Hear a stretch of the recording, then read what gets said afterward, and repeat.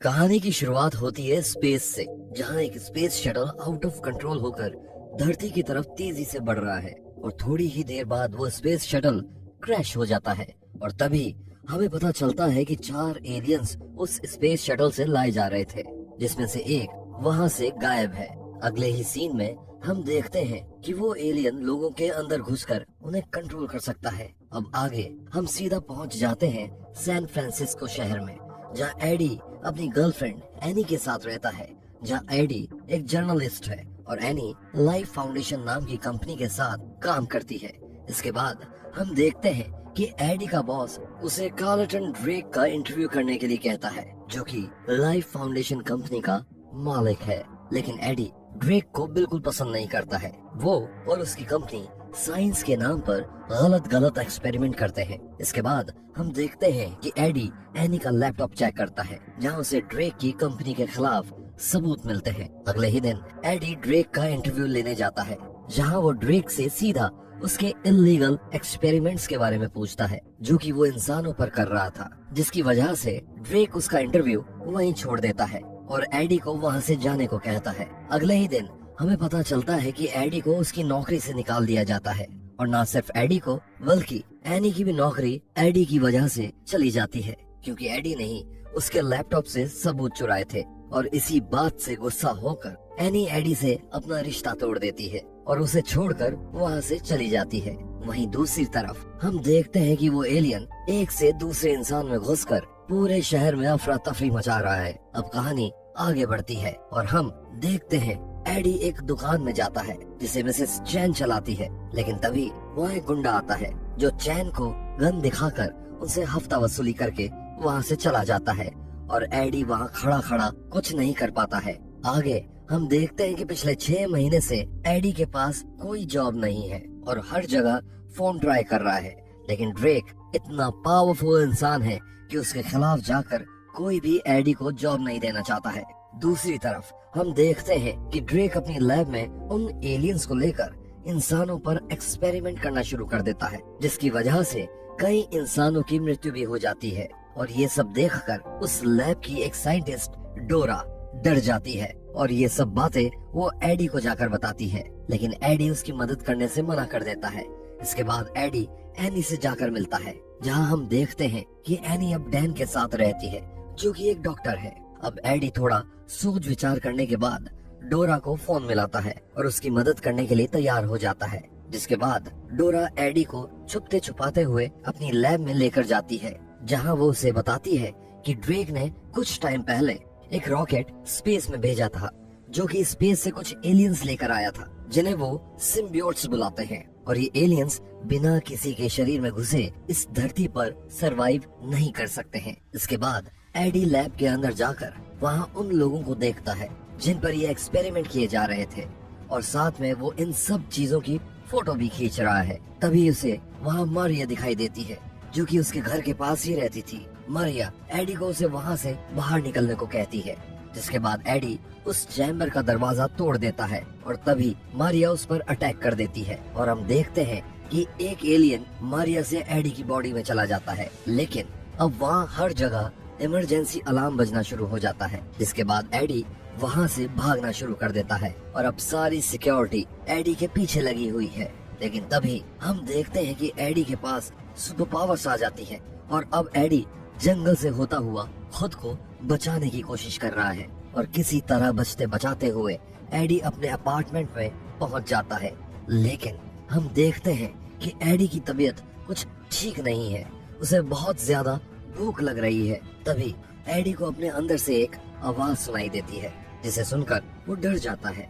वहीं दूसरी तरफ ड्रेक को सारी बातों का पता चलता है, जिसके बाद वो अपने सिक्योरिटी हेड को उस एलियन को ढूंढने को कहता है। इसके बाद एडी एनी से मिलने जाता है, जहां वो उस ड्रेक की सच्चाई बताता है। लेकिन एडी एकदम से वहाँ हर चीज को खाना शुरू कर देता है और ये सब देखकर वहाँ सभी हैरान हो जाते हैं। इसके बाद डैन एडी को टेस्ट करने के लिए उसका MRI स्कैन करता है, जहां हमें पता चलता है 4 से 6000 हर्ट्ज तक की साउंड उस एलियन के लिए काफी खतरनाक है। इसके बाद एडी हॉस्पिटल से चला जाता है। दूसरी ओर हम देखते हैं कि ड्रेक को डोरा के बारे में पता चल जाता है और वो उसे भी अपने एक्सपेरिमेंट्स का शिकार बना लेता है। और अब वो एलियन भी एडी से प्रॉपरली बात करने लगा है। लेकिन तभी हम देखते हैं कि ड्रेक के सिक्योरिटी गार्ड्स एडी से उस एलियन को लेने उसके अपार्टमेंट में पहुंच जाते हैं और अब वो एलियन उन सभी लोगों से लड़ना शुरू कर देता है और उन सबको एक एक करके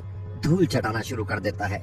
इसके बाद एडी वहां से बाइक पर निकल जाता है और अब सिक्योरिटी उसका पीछा कर रही है और वो एलियन एडी को उस पर हो रहे अटैक से बचा रहा है। लेकिन एडी की कोशिशों के बाद भी सिक्योरिटी उसे पकड़ लेती है। लेकिन जैसे ही वो एडी को ले जाने की कोशिश करते हैं तभी हमें वेनम यानी उस एलियन का असली रूप दिखाई देता है। लेकिन तभी वहाँ पुलिस आ जाती है और वेनम पुलिस से बचते हुए नदी में कूद जाता है और वहाँ से गायब हो जाता है। इसके बाद एडी वेनम को उसे एक ऊंची बिल्डिंग पर ले जाने को कहता है जहाँ उसके पुराने बॉस का ऑफिस था।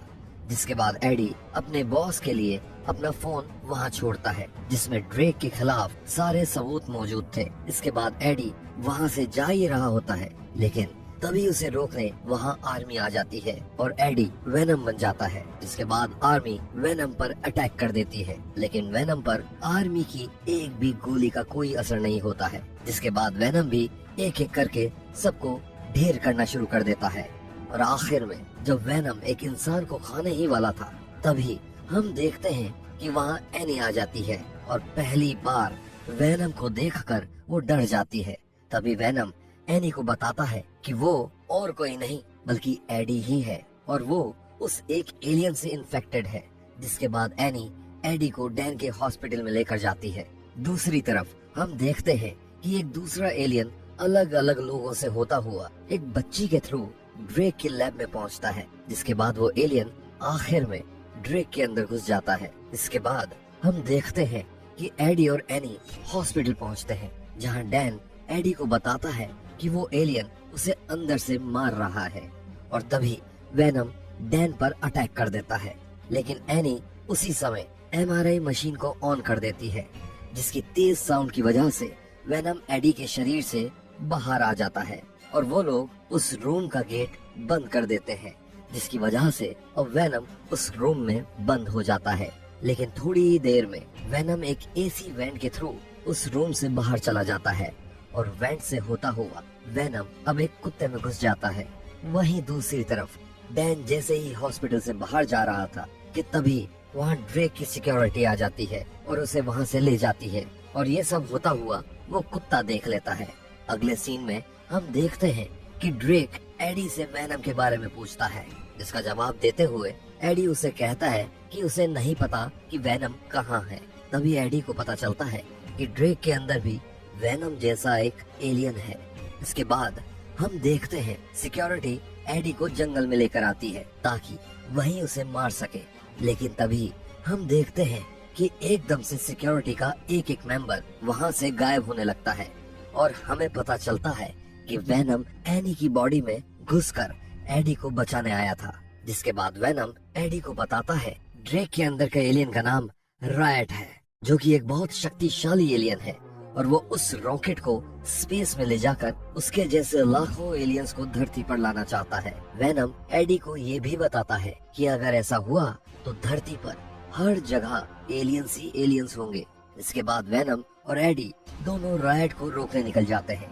वहाँ कंट्रोल रूम में लॉन्च सीक्वेंस को ऑन करके रायट सभी साइंटिस्ट को वहाँ से भगा देता है। दूसरी तरफ वेनम और रायट की लड़ाई शुरू हो जाती है और रायट वेनम को पूरी तरह डोमिनेट करना शुरू कर देता है और तभी रायट वेनम को एडी की बॉडी से अलग कर देता है। लेकिन एडी फिर से वेनम को अपने से जोड़ लेता है और तभी कंट्रोल रूम से एनी लाउड स्पीकर ऑन कर देती है जिसकी वजह से वेनम और रायट दोनों को बहुत तकलीफ होती है और वो अपनी अपनी बॉडी से अलग हो जाते हैं।